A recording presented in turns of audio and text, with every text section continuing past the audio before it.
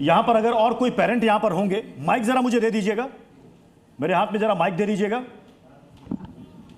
जी, लाइए इधर माइक दीजिए।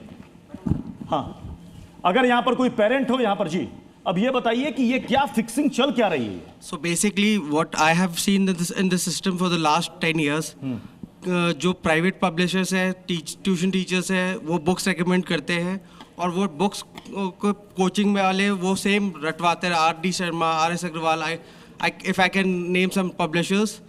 बच्चे फिर क्या है, उसी NCERT से उनके पेपर्स ही नहीं आते। जो स्कूल के पेपर्स होते हैं they are set from R.D. Sharma और प्राइवेट पब्लिशर्स।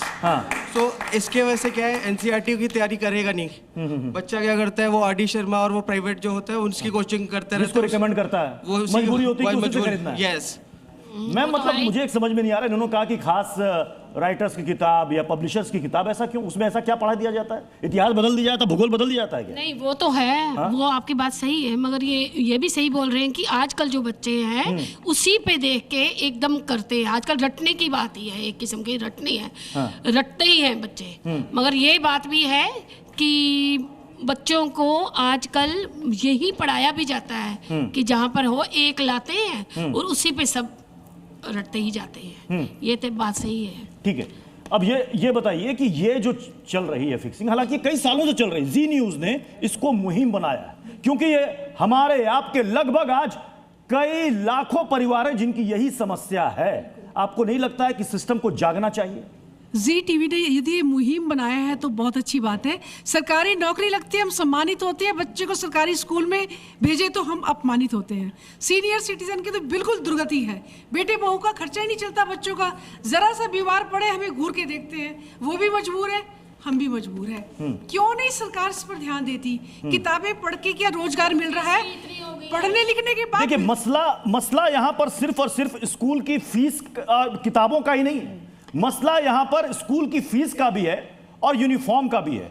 मैं अदिति जी आपसे समझना चाहूंगा, ये कौन सा गठजोड़ है, कौन सी फिक्सिंग है कि मतलब पेरेंट्स को कह दिया जाता है कि साहब आपको स्कूल से किताब खरीदनी है और इसी पब्लिशर से खरीदनी है। वो पब्लिशर जो उसमें NCERT के सिलेबस को फॉलो कर रहा है, अगर बाहर के किसी डिपो से खरीदे तो क्या सिलेबस बदल जाएगा, व्याकरण बदल जाएगा? नहीं, इनको जवाब देने दीजिए, एक सेकंड जी।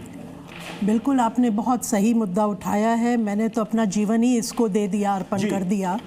ये सबसे पहले तो शिक्षा और स्वास्थ्य फ्री होना चाहिए देश में।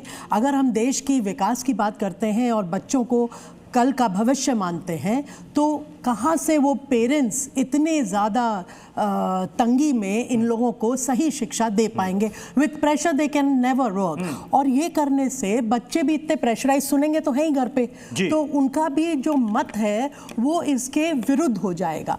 मैं रात ही कनाडा से लौटी हूँ, टोरंटो से, और वहाँ पे इतने अच्छे सेटल्ड लोग, मैं आपको बताऊं, प्राइवेट स्कूल में जा ही नहीं रहे हैं, पब्लिक स्कूल में जाते हैं जहां सब कुछ फ्री है। और वो क्या बनते हैं यहाँ पे, जो हमारा भारत नालंदा और तक्षशिला यूनिवर्सिटी की रचना कर चुका है, वहाँ पर हम लोग अगर फ्री एजुकेशन देते हैं और सरकार अच्छा कर देती है उन स्कूलों में, तो हम उसकी वाहवाही करते हैं। आपने बहुत अच्छा सवाल उठाया और मुझे लगता है कि ये सवाल पहले भी उठाया जाता रहा है कि क्यों ना हम सरकारी स्कूलों के स्तर को इस लायक बना दें कि फिर प्राइवेट और सरकारी का कोई अंतर खत्म हो जाए।